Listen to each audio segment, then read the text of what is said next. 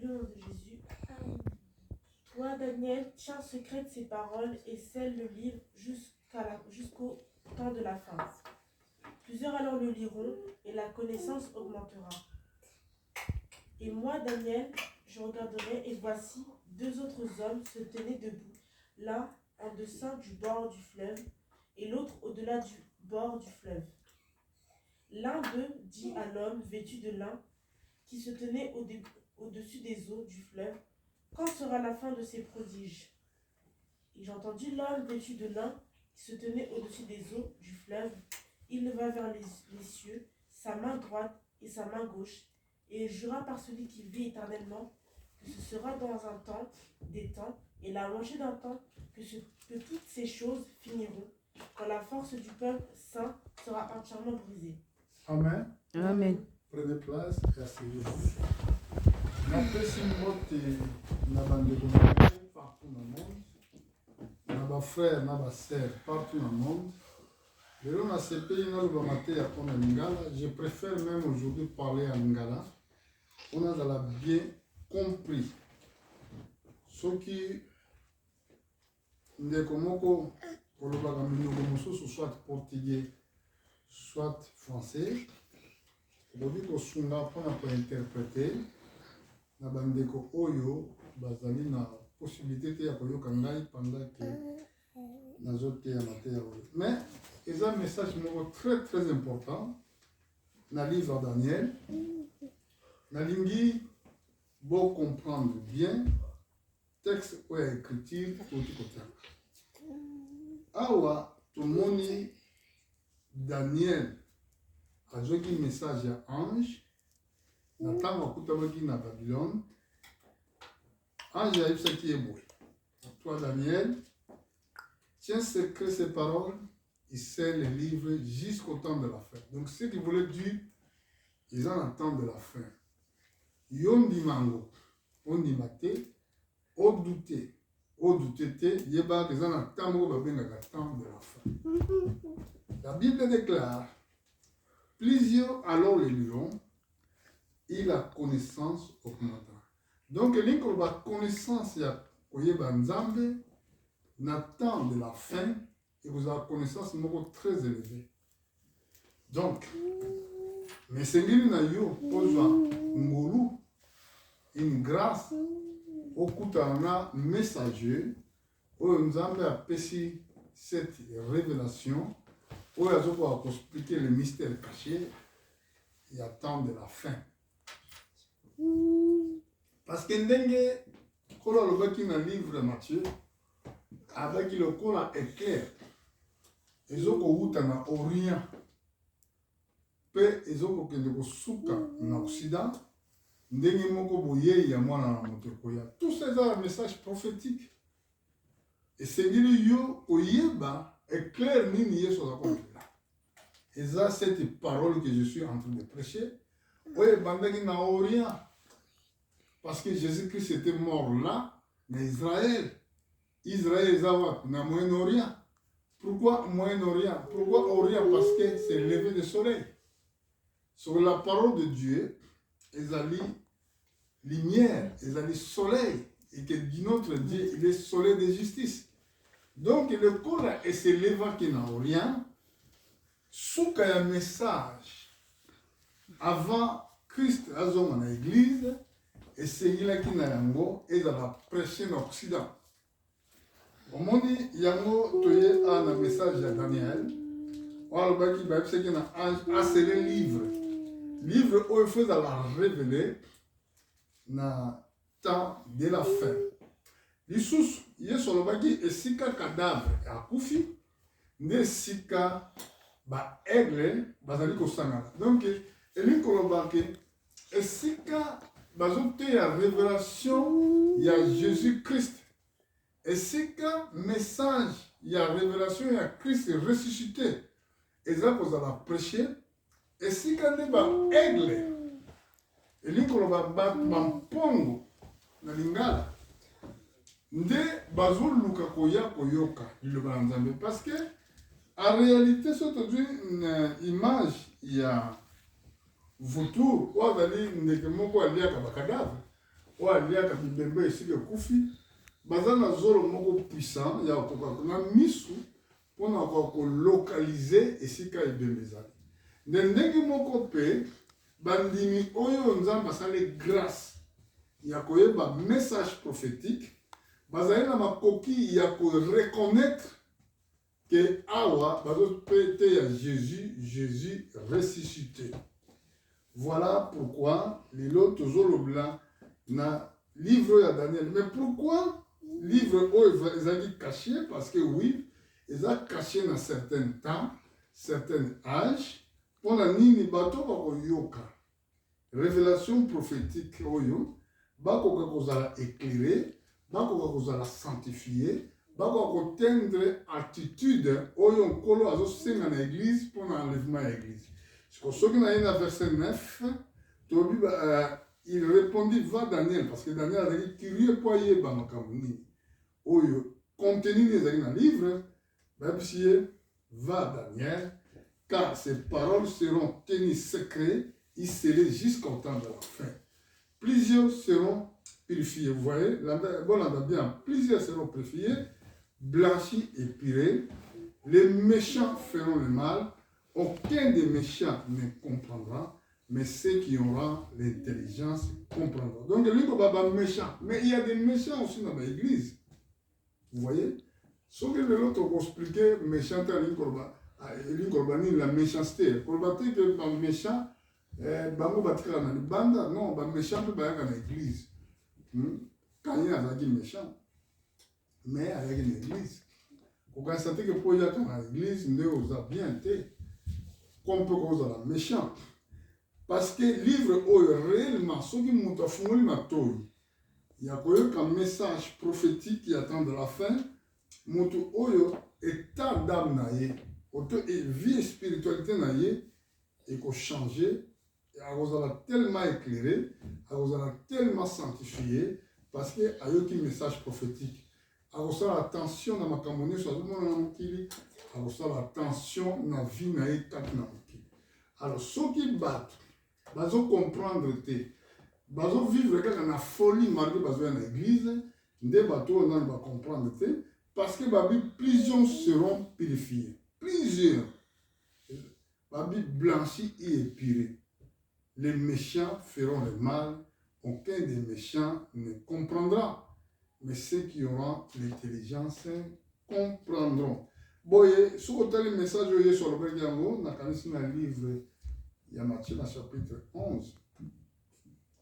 Dans Matthieu chapitre 11, ce qui n'a se trompé, dans le verset 25, tout à l'heure, ce qui est à bon.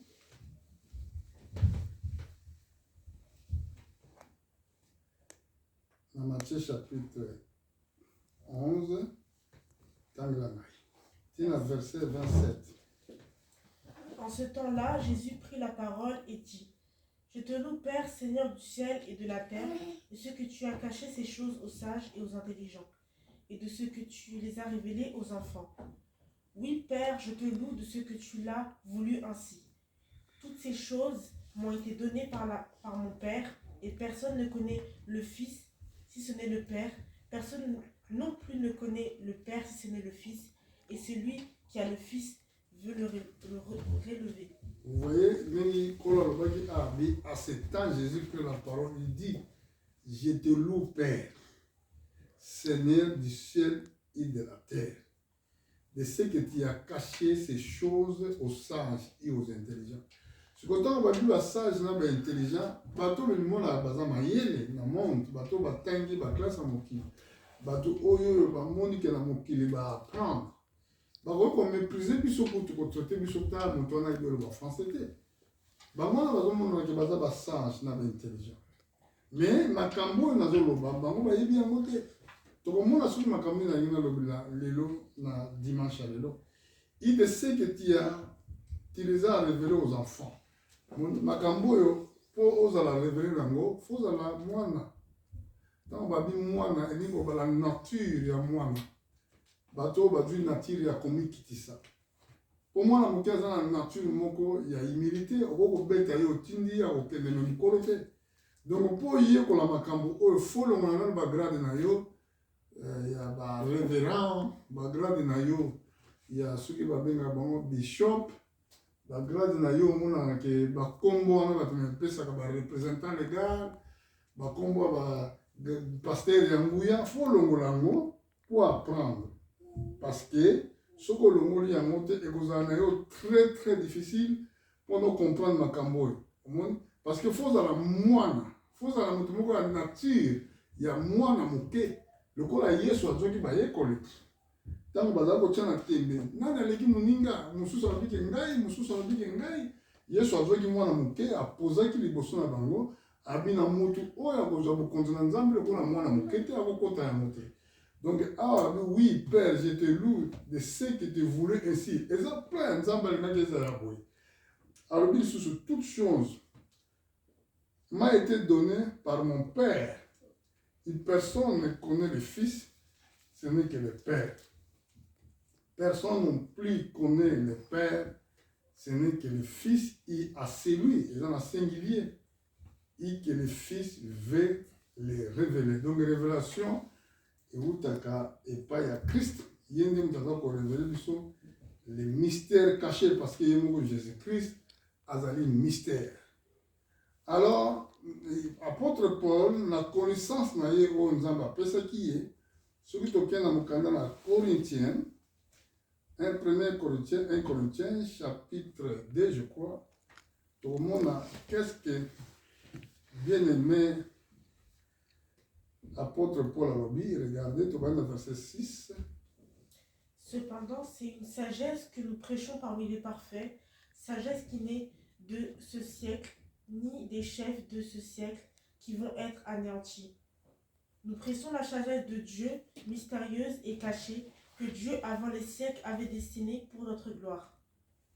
Sagesse qu'aucun des chefs de ce siècle n'a connue, car s'ils l'eussent connue, il n'aurait pas crucifié le Seigneur de gloire. Mon apôtre Paul n'est pas lobby awa.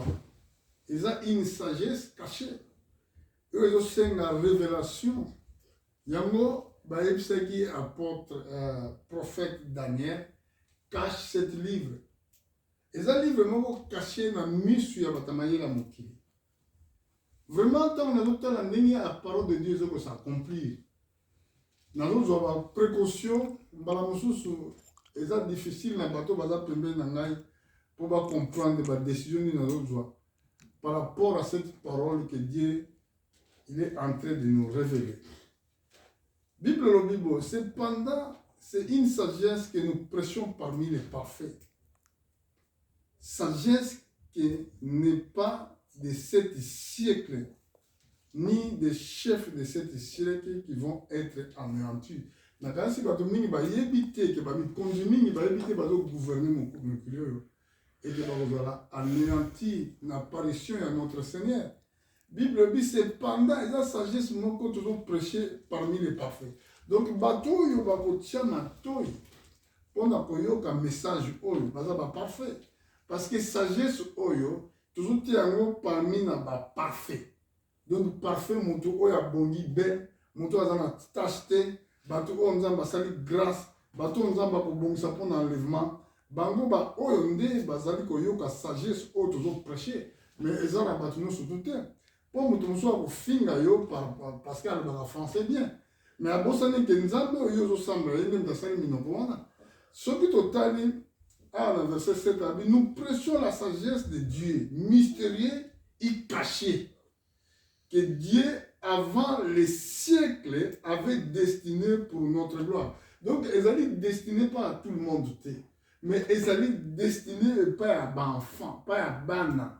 Donc, ils allaient cacher, sagesse, ils allaient mystérieux, ils allaient cacher. Amen. Amen. Amen. Amen. Amen. Donc, voilà les sagesses que nous sommes en train de prêcher. Babi sagesse qu'aucun de ces chefs de siècles ne connaît, car s'il a aussi connu, il n'aura pas crucifié le Seigneur de la gloire. Ce qui va y avoir qui sagesse, on a crucifié Christ. Mais le coup là, il y a qui a monté, de voilà pourquoi va crucifier Jésus. Le coup là, il y a bien monté. C'est pour cela qu'on veut vivre n'enye olingi. Soko yeba qui sagesse oyo boye pour ça la différence pour vivre dans le kebi pour yebi que temps vraiment ezali avancer. Alors lelo nalingi na loblani nyonso na lobe za introduction peut-être na kozonga na ba dimanche prochain na même enseignement mais na dimension mosusu.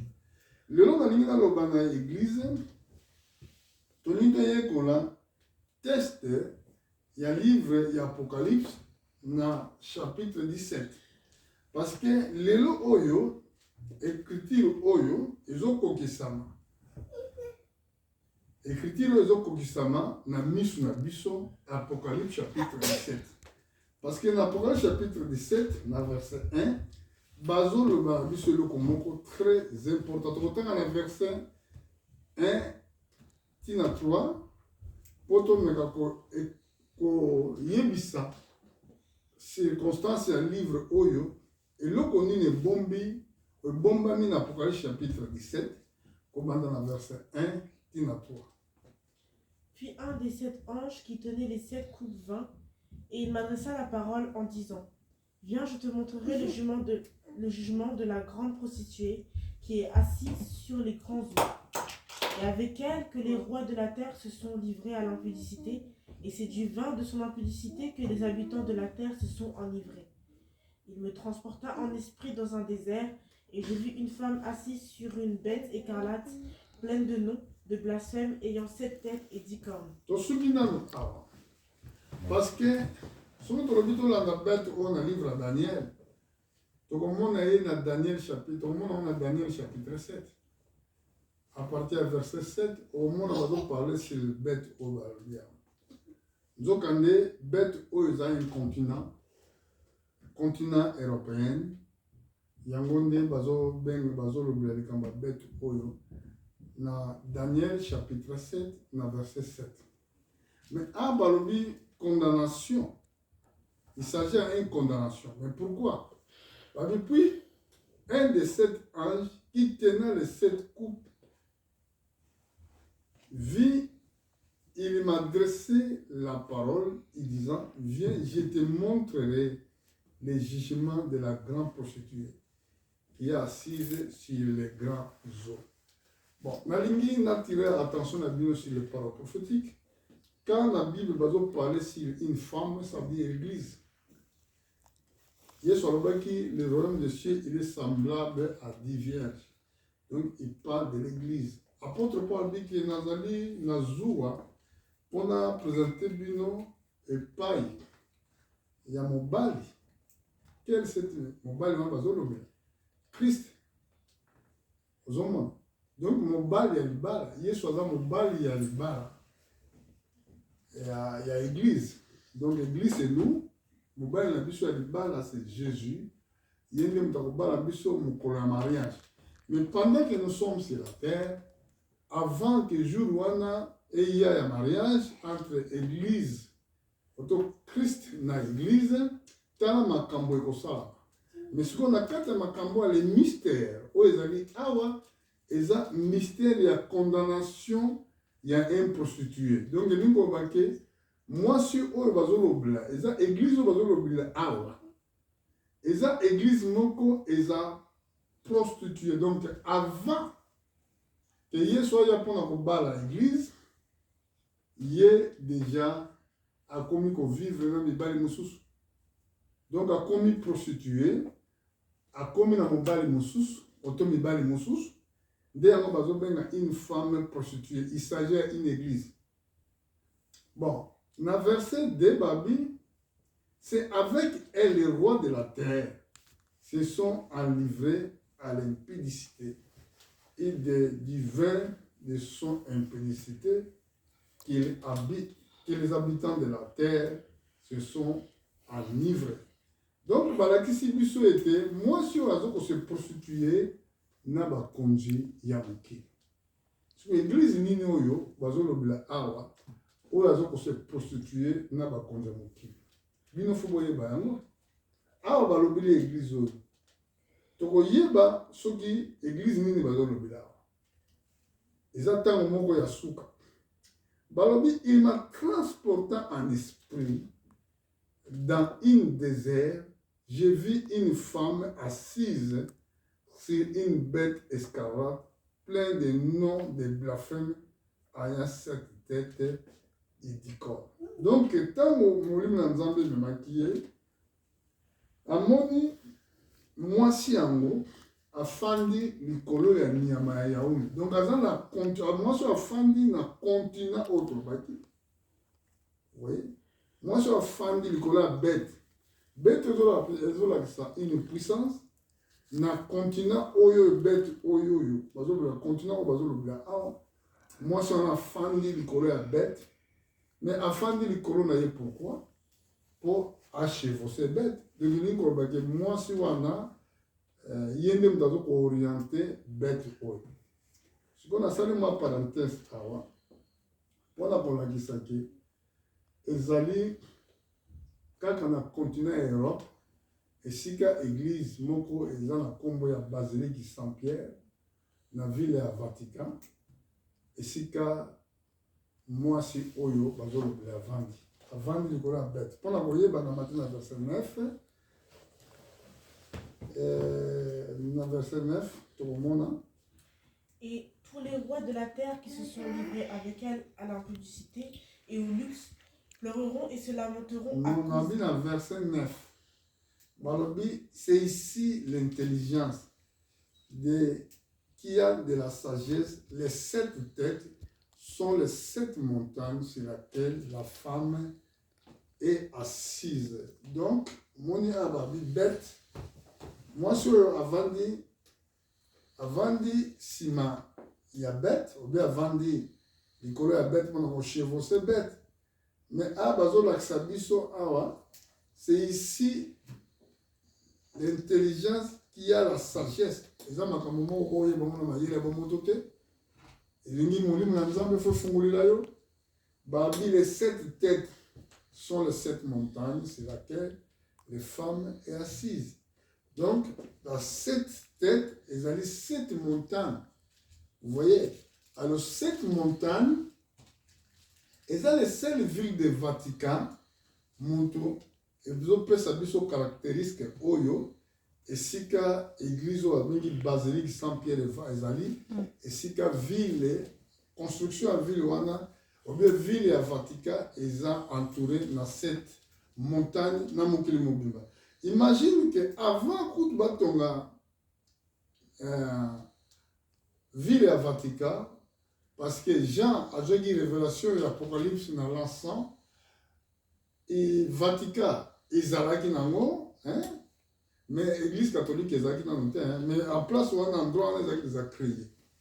Donc Nzambe a yebaki, a bongisaki nango, a pesaki prophétie.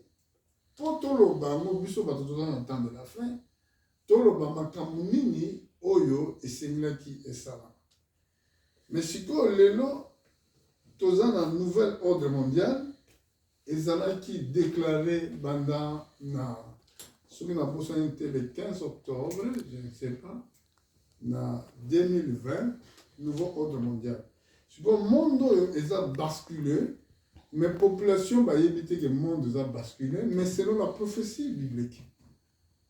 Batubazo qui est dans la classe, Batubazo qui est dans Musala, mais Batubazo a la connaissance que le monde a basculé. Kaka, basali nanzambe, Bato bazale spirituel, Bato bazana révélation, Bangonde ba yebi que le monde a basculé. Shikoyo, balingi bajwa bino batu lokola ba objet na bango ya service oyo balingi basala. Remarquez que bazo contrôler ba ressources nyonso ya monde.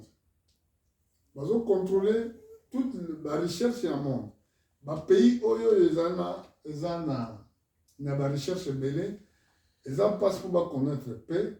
Parce que la recherche na bango ko servir bamboka wana bazala ba problème ndenge zo leka na démocratique na Congo démocratique eza à cause ya recherche ekutami na habité na l'est nde zo tinda ke mboka eza na ba problème et puis ba mikondio yo ba yebi ba problème zo leka kuna Mais jusqu'à aujourd'hui,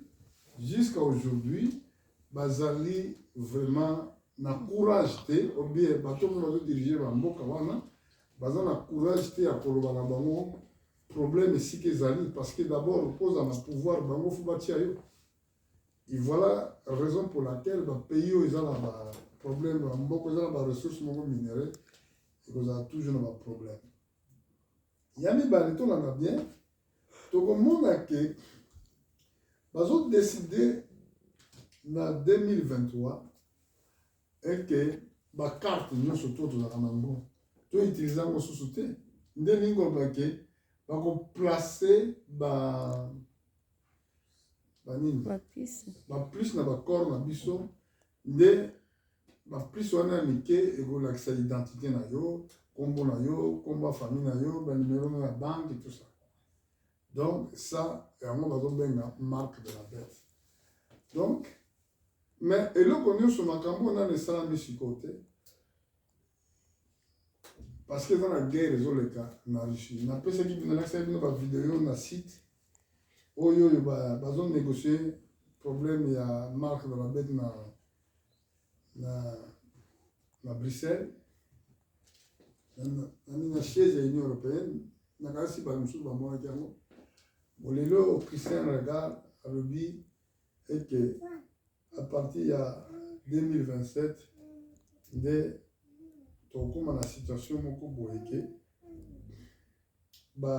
mbongo ya liquide l'argent liquide oyo toza nango ekozala su te. Mais il y a des gens oyo bazovivre lelo bazokende l'église makambo oyo ebombameli bango bayebi yango te parce que bazosala yango telema na bopete nyonso tu gouvernement mingi bayebi makambo ezoleka bayebi makambo nini oyo ezoleka mais personne ne dit rien. Mais ngai étant que prédicateur nazoyebisa église et que soki bomoni makambo wana ebandi yebaka ke yango wana marque de la bête bokozala contrôler vie na bino mobimba tous les jours permanent bakocontrôler yo badéplacement na yo bakocontrôler yango parce que okozala localisé à partir ya eloko batie oyo na nzoto wana. Et puis soki oza nango te okoteka te okosomba te nalakisa yo esika bakomi yango na livre Apocalypse na chapitre 13 verset 16 tina 18. Et elle fit que tout petit et grand, riche, pauvre, libre et esclave reçussent une marque sur leur main droite ou leur front, et que personne ne put acheter ni vendre sans avoir la marque, le nom de la bête ou le nombre de son nom. C'est ici la sagesse que celui qui a de l'intelligence calcule le nombre de la bête, car c'est un nombre d'hommes et son nombre est 666. Amen. Awa balobi likambo ya marque wana mais bomoni que so otangi na verset 1 dans la verset 1 bomona que c'est le même bête.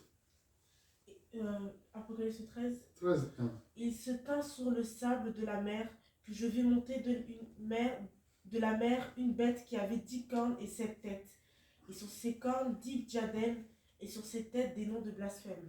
Donc la même bête au monde et si comme moi c'est la même bête au bazolobila awa, c'est le bête wana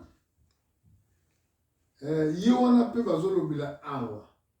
Donc l'ingrobake makambwane ko banda en Europe.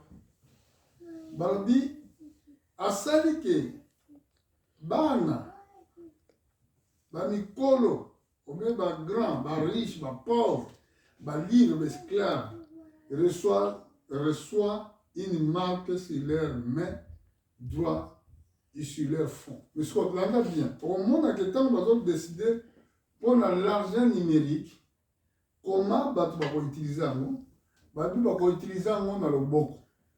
Donc la plus wana et qu'on va placer dans le boko, na bino, ou na mutu na bino. Na yebi te soki kozolanda bino kozolanda na mokili nzambe apambola bino.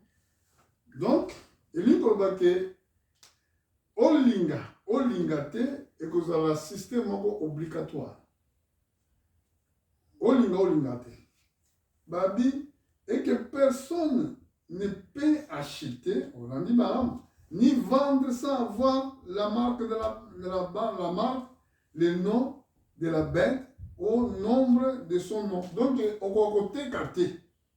On va somba parce que moi, vous avez parce que ça, on a un magasin. Le bon qu'on a fait dans la plus pour autre somba. Bon, ce que c'est, on a pu entrer en bon côté au côté, soit dans la société, pas au Sanaka. Donc, bon côté. On va somba pour vivre dans le pour le gouvernement, il y a dictature. Oyo mutu moko akuzana na droit kosa eloko moko te. Tozo vivre Apoca chapitre 17. Tango ba prorogaki ou bien pape annonçaki pacte oyo nouveau ordre mondial. Bato nyonso bamonaki kaka neti alobi kaka eloko moko kosalama te, mais tala sikoyo après tokomona problème ya énergie. Mikolo koya ekozala toujours ba voiture électrique pour la ba voiture essence kosalama te. Parce que même à partir de la voiture, vous avez la contrôle. Mutu ako sombate, mutu ako tekate, soka zangi marque le nom de la bête ou le nombre de son nom. Ce que nombre, oh, il y a c'est ici la sagesse, que celui qui a de l'intelligence a calculé le nombre de la bête. Car ce nombre d'un nom. Et son nombre est 666. C'est le seul nom où il est comme un pape, Vicario Filidei. Donc voilà le nom. Aujourd'hui, on va commis au calculer un chiffre romain et puis sur 666. Donc voilà le programme de l'Église catholique. Actuellement, il y a un contrôle, il y a un dirigé par continuation sur mon kilomètre total, on a pour chapitre 17. Frères et sœurs, ils ont la prison. On a beaucoup d'amis. Parce que nous avons un bon trousseau à Nzambe et Montaï.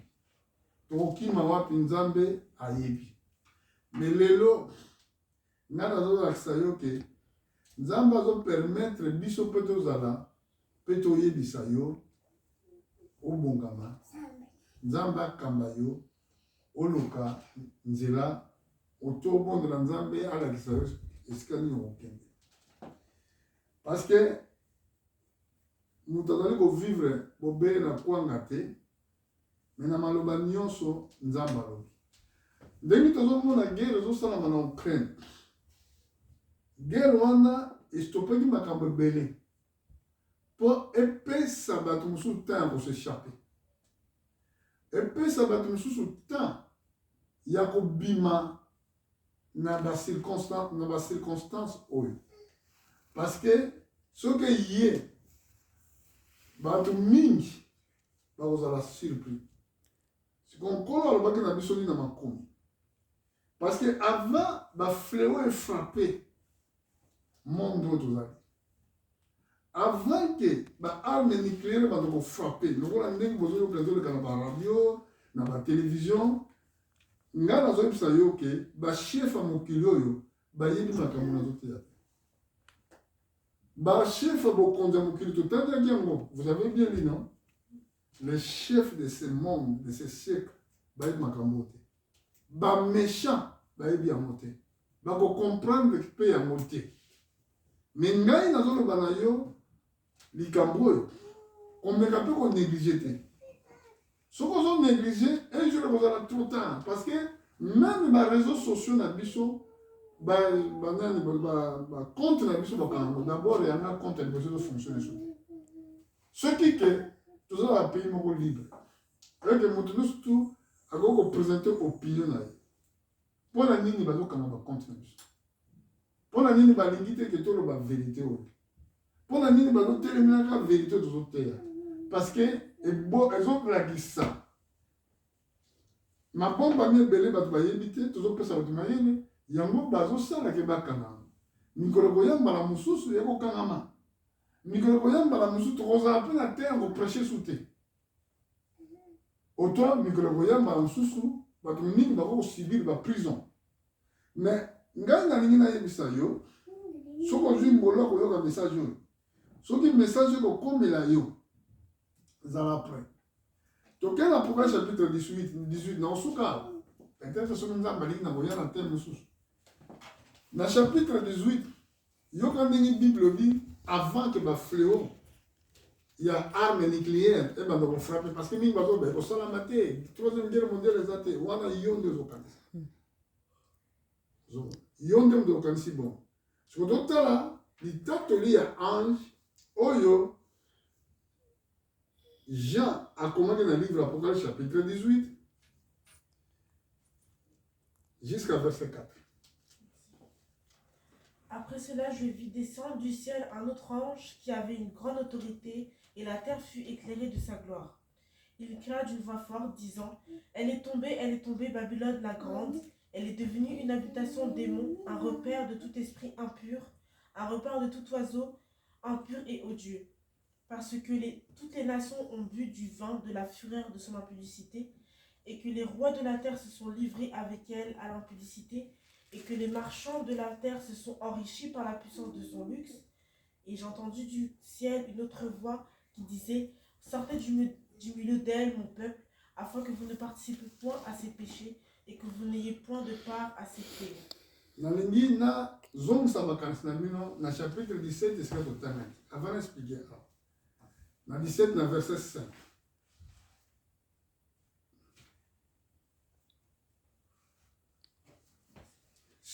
Sur son front était écrit un nom, un mystère, Babylone la grande, la mère des impudiques et des abominations de la terre. Alors, totangaki déjà dans le chapitre 17. Bon, awa, dans le chapitre 18, Babi, après cela, je vis descendre du ciel une autre ange qui avait une grande autorité, et la terre fut éclairée de sa gloire.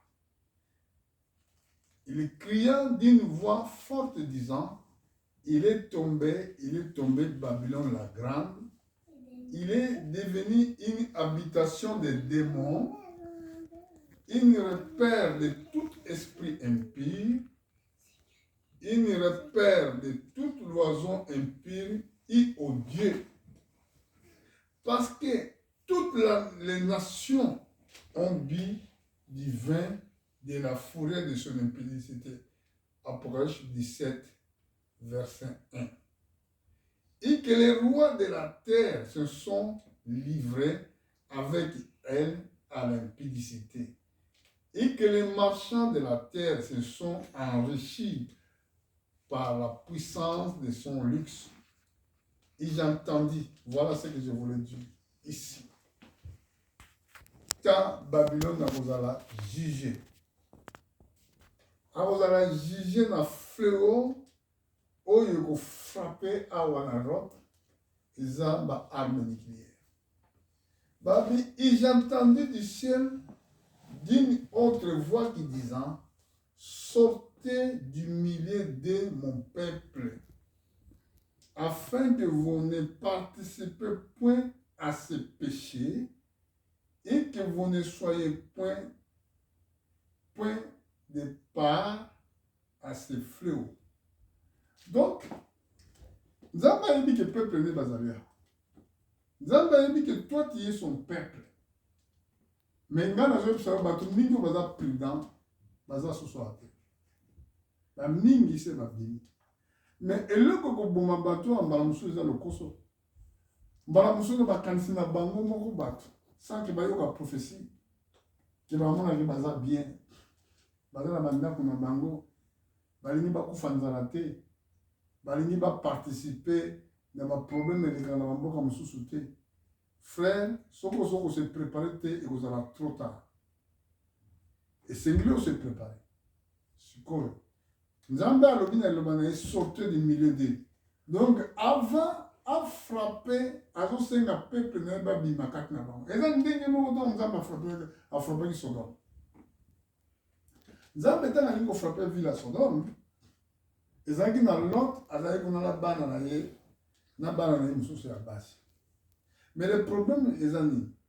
Na kati ya Sodome Lot azalaki mpe na bana mibale ya basi oyo babalanaki na basodomite. Le problème est-ce que yo obalani na nani?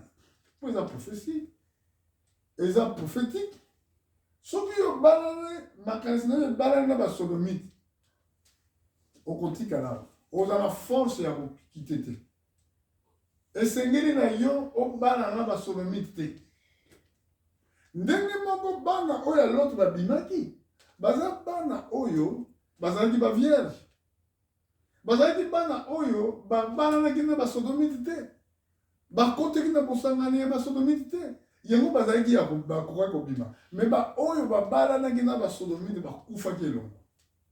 Eza mpe ndenge nazoloba boye. Bato mingi babalani na mokili oyo na baprojet na bango na makambo na bango na baide na bango bakozala na courage ya kobima te. Me baoyo baza bavierge lokola église vierge baoyo baza sanctifie na bakere na bango nde baza na courage ya kobima. Baoyo bazotala te tokolia nini lobi tokolata nini lobi. Oh zala lokola Abraham nzambe atindi ye akende kosakrifie mwana na ye. Tango bakomi na nzela mwana tuni papa bakoni yango oyo alimeti yango oyo wapi ya nio. Réponse à Abraham ezalaki Dieu pourvoira. Mpo na vie na yo Dieu pourvoira. Nzambe moto akopouvoir. Parce que ntango antichrist akokota ndako okozala na pouvoir te. Parce que makambo wana ekosalama que il viendra maison à maison. Ekozala bakokotela bandako na bato bakoboya kozwa yango bakokota na bandako ekozala eloko moko ezala obligatoire. Donc okokotala te okokoteka te soki ozala mikanda wana te soki batie yo prise te. Mais yeba yango ke ezali bozwi moko ya ntango moke lobi okoperdre lobi okotikala. Bato boni batiki barecherche bato boni batiki bambongo bato boni oyo lelo azalaki na babien me akufi atiki yango. Donc normalement baoyo bandimi kokufa na Yesu ozala na bango elongo. Baoyo bakati bazwi ekateli bavi na bango eke bakokufa na Yesu elongo. Yesu akotika bango te. Faut kozala lokola Daniel, faut kozala lokola Meshak, Abednego, baoyo bazalaki bavoyant ntango bamonaki mabe eyaki baboyaki kosuye nzoto na bango baboyaki kogumbama liboso ya ekeko ya Babylone. Ndenge moko lelo image ya Babylone euti kuna. Pourquoi bazwaki image ya Babylone? Parce que ezalaki pouvoir moko eza ya dictature. Esika Sadrak, Meshak, Abednego bakutamaki basali ekeko. Histoire l'église ezoexplike biso ezalaki ekeko ya Daniel. Balobi ete soki ngonga efuka bebeti moto nyonso fa fukama. Voilà image parfait ya temps de la fin. Tango ngonga ekobeta moto nyonso fa aza na marque. Soki oza nango te koteka te kosomba te. Alors ngonga ebetaki Meshak, Abednego na Sadrak baboye kogumbama liboso ya ekeko ya Nebukadnezar. Basongiso bato asongiso bazalaka telema ebele bakopesa rapport babi ke Meshak na Abednego na Sadrak baboye kofuka. Nebukadnezar abondeli bango me bango baboyi bapelisi moto wana fois 2. Tango bapelisaki moto batindi bato bakamata bango okoboya ndenge nini kamata bango boka bango na moto. Même moto wana ebomi bato bakenda kobwaka Meshak na Abednego na Sadrak bato wana bakufaki. Mais bango bakufaki te parce que na kati ya moto ezalaki na moto moko azalaki komarche comme fils de l'homme Jésus Christ oyo tokoki kolinga na motema na biso oyo tokoki kosalela na motema na biso oyo tokoki koyikela mpiko na motema na biso. Yango wana oyo soki moto akomprendre message oyo makanisi na ye kokobima na Babylone. Bato oyo nyonso tu bakombo na bango ekomama na buku na bomoi te bango baza koadore bete. Baoyo nyonso tu baza na saint esprit te bango te bazomona ke non soki alongo avi na ye suki. Mais bato oyo bazwi connaissance ya vérité bayebi ke la vie de l'homme ezodépendre na lipa te Et je ne dépend de maloba, nous sommes dans maloba qui, bateau, bazali attaché à la parole de Dieu. Alors voilà le message. Voilà le message que je vais de l'église. Voilà le message aux frères. Yo qui a partagé dans bateau moussous. Qu'est-ce qu'il y a dans bateau moussous? Pour le bateau que le pasteur Philippe nous a dit, non, c'est Dieu qui nous a révélé. Yo peut même dans bateau moussous, même dans l'église. Qu'est-ce qu'il y a dans l'église d'ailleurs? Pour que bateau à la près, pour le jour. Pour le lot, Dieu vous bénisse. Donc, vous avez encore moussous pour la message moussous prophétique qui attend de la fin. Merci beaucoup.